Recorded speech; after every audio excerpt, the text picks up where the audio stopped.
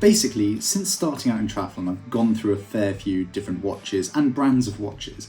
So I thought I'd give you a little bit of an insight today as to what I've ended up with and what I've been through in the past and kind of what's been good and bad and what I now consider to be one of the best triathlon watches and run watches that I've used to date.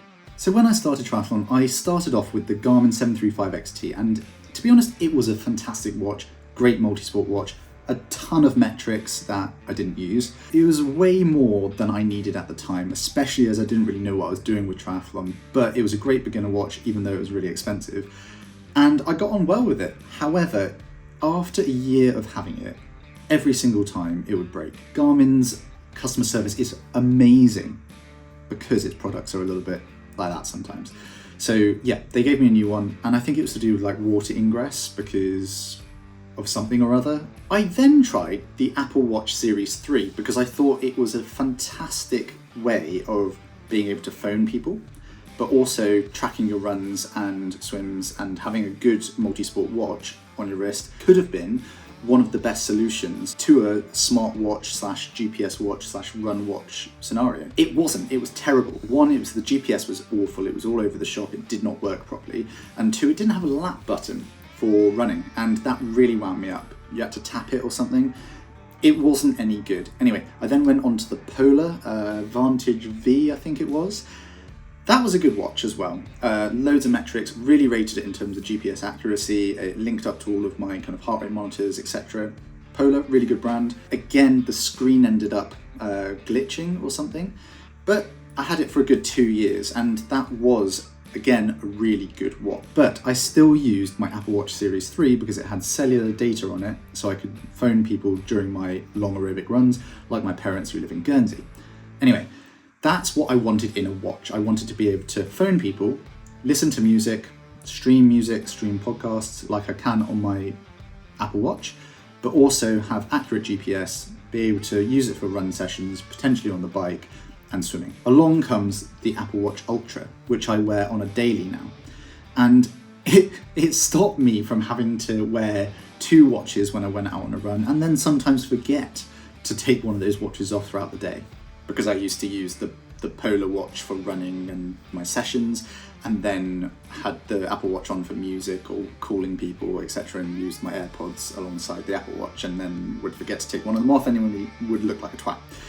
So my solution to this was to combine them both in one and hope for the best that the Apple Watch Ultra was ticking all the boxes that were not being ticked by the Apple Watch Series 3.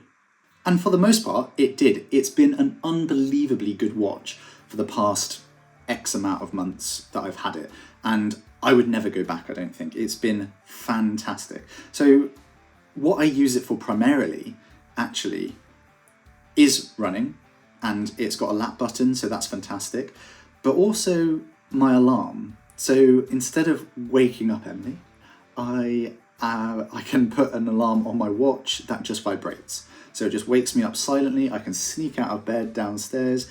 It's such a good little addition to my wake up routine so that it doesn't wake her up as well. Not only that, obviously going through the day, I then use it for my run straight after swimming. It's got great heart rate tracking. I still wouldn't use it as a primary heart rate tracker though.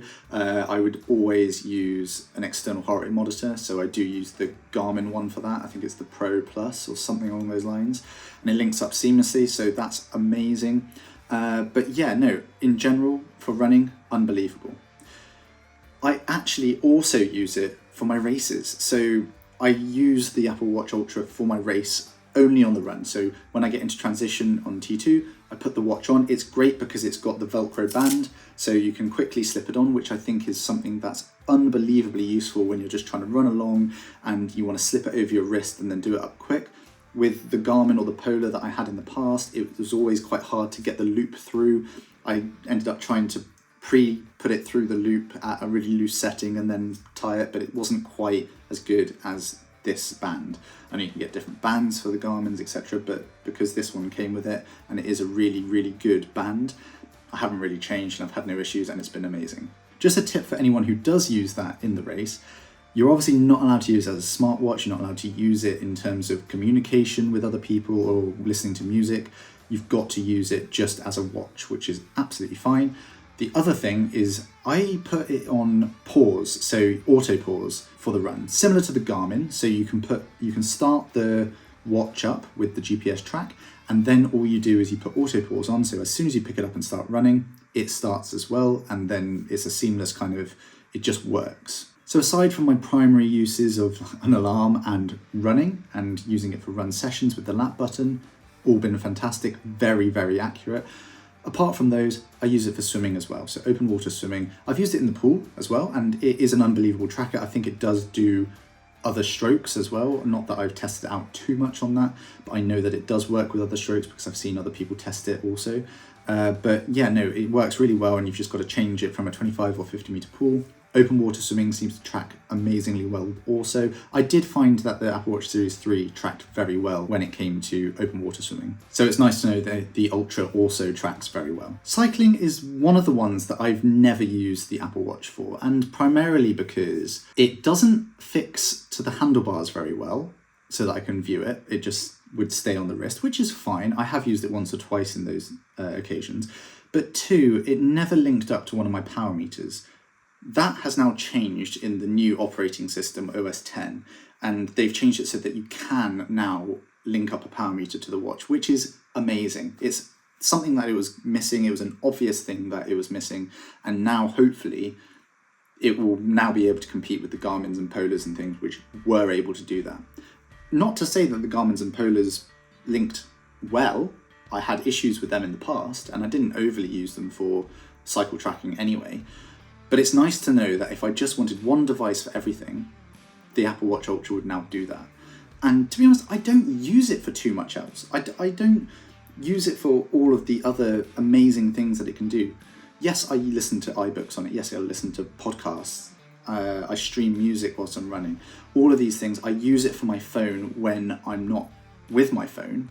It's good for notifications, but quite often I do just turn it on Do Not Disturb so that it's not interfering with my day and I'm not overstimulated when it comes to notifications.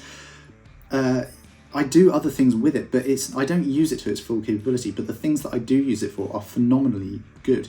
I just wouldn't go back to anything else now, and because of the seamless interaction with the phone and being able to go out for runs, cycles, swims with it, it just does what you want it to do, and I think that that's what I look for in any product that I get.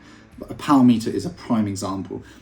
If you buy some pedals or a crank-based power meter, they're not always fantastic. They can read up and down all over the place, dependent on calibration, whereas the Spider power meters that I use now, yes, they're slightly more expensive, but they just work and they don't stop working.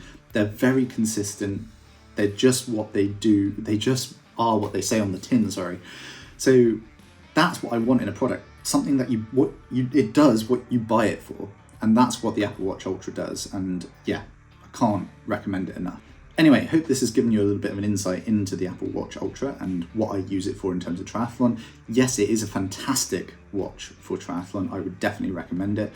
There are other things that the new OS has released. I think it's got significant updates to other sports and outdoor features. Some of them including quick access widgets, dynamic backgrounds in the World Clock app, for example, enhanced activity app with corner icons. What else was there? There was topographical maps with contour lines, elevation details and shading are introduced for outdoor activities along with labelled points of interest and trailheads. Compass app now has automatic creation of waypoints, an elevation view, new API. So yeah, it's much better for trail runners also. Maps look like they're a lot better. So yeah, I think it's getting better and better. The casing and like the design is all fantastic. Yeah. I can't recommend a different watch. Like, it is a very, very good one. It is quite stylish. I don't have any issues wearing it day in, day out. But yeah, hope that helps with what it's used for, what I use it for, its pros and cons, and whether or not you should buy it yourself. If you did get any insight out of this or any helpful, useful information, do hit the subscribe button, hit the bell icon, and maybe even give it a like. Thanks for watching. See you next time.